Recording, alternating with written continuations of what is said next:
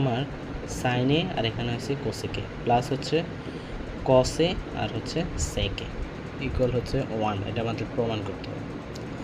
তাহলে আমরা যদি শুরু করি, এখানে হচ্ছে তোমার সাইনে আছে না, যা আছে তা লিখো, সাইনে আছে সাইনে লিখো।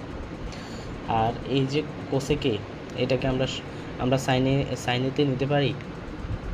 দেখো তো, আমরা সূত্র জানি হচ্ছে যে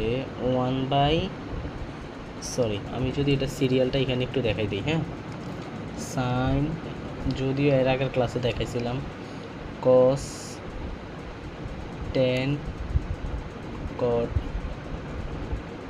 সেক, কোসেক। ঠিক আছে, তো আমরা জানি একটা হচ্ছে আরেকটার বিপরীত, এটার বিপরীতে এটা, এটার বিপরীতে এটা,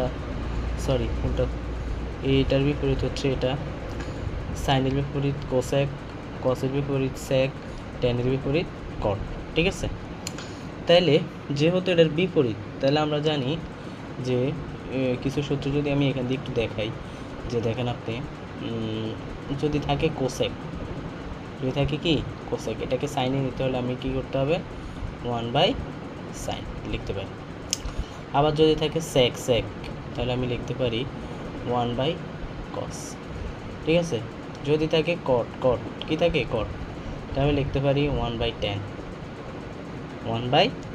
ঠিক আছে, এটা আমরা লিখতেই পারি। ঠিক আছে, তো আমরা আবার কিছু হালকা পাতলা সূত্র লিখতে পারি, যে এখন এমন একটা সূত্র আছে যে সাইন স্কোয়ার এ প্লাস কস স্কোয়ার এ ইকুয়াল হচ্ছে 1।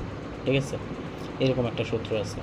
আবার একটা সূত্র আছে কি, যে সেক স্কোয়ার এ, ঠিক আছে, সেক স্কোয়ার এ মাইনাস টেন স্কোয়ার এ ইকুয়াল। আরেকটাও সূত্র আছে। আচ্ছা, আমরা আগে অঙ্ক করি। হ্যাঁ, যেটা যেখানে লাগে তারপর এটা কাজে লাগাবো। তাহলে আমি জানি যে সাইন আছে, সাইনকে আর ভাঙতে পারবো না, কোসেক আছে, এটাকে ভাঙতে পারবো। তো ভাঙতে কি পারবো, এটাকে আমি লিখতে পারি হচ্ছে কোসেকলে লিখতে পারি কি 1/sin। তাহলে আমরা লিখবো এখানে 1/sin। ঠিক আছে।